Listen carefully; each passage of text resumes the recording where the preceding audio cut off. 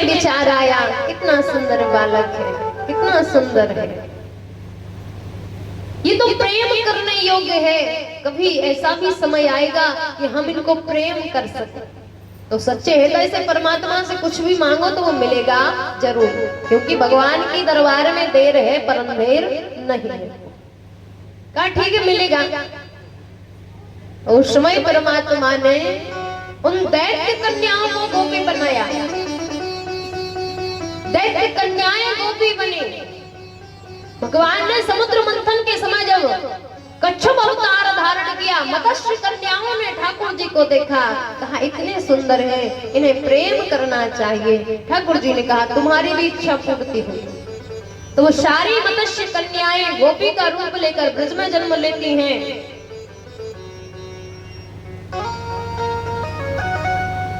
चार वेदों में 3 प्रकार के कांड होते हैं, कर्म कांड, ज्ञान कांड, उपासना कांड। ज्ञान में, उपासना में, कर्म में 16,000 मंत्र होते हैं उपासना कांड में, 80,000 मंत्र होते हैं कर्म कांड में, और ज्ञान कांड में 4,000 मंत्र होते हैं। उपासना उपसमीपे अर्थात जिसके समीप चले जाना वही उपासना है। जैसे हम परमात्मा की उपासना करते हैं अर्थात परमात्मा के समीप जाने का मार्ग प्रशस्त करते हैं।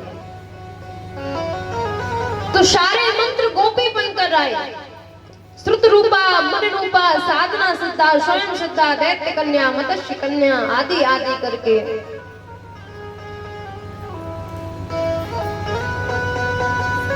सभी गोपियों का रूप लेकर ब्रज में आती हैं। भगवान जमुना किनारे शरद पूर्णिमा की रात्रि वेणु का निनाद किया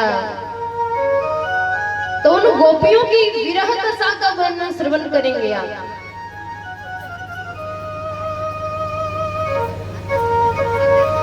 एक गोपी गाय को दोह रही थी।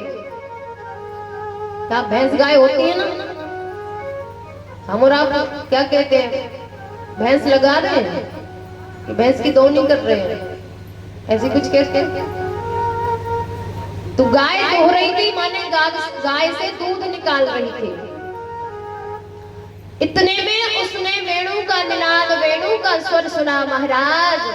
तो जिस पात्र में गाय दोह रही थी उस पात्र को वहीं फेंका और भागने लगी जमुना के किनारे।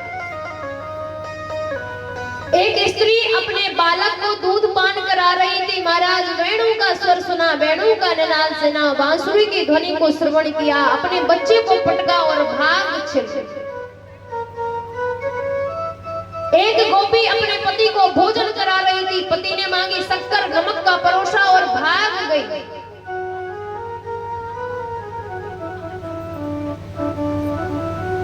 एक ग्वालियर ने कहा बड़ा कृष्ण कृष्ण करती हो, आज तुम कृष्ण के पास नहीं जा सकते। उसने अपनी पत्नी को एक कक्ष में बंद कर दिया, कमरे में बंद कर दिया।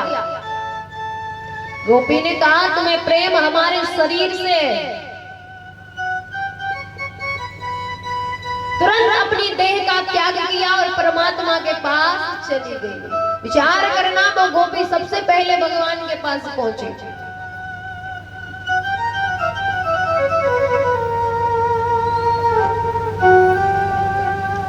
जैसे ही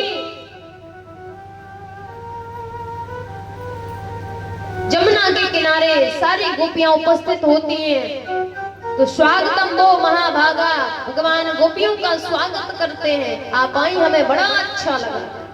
गोपियां बड़ा प्रसन्न हो जाती हैं कि अपना घर परिवार त्याग कर आए, कम से कम माना तो।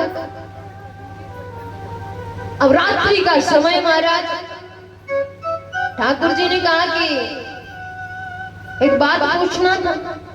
गोपियों ने कहा पूछिए। आप यहाँ किस लिए आई हो?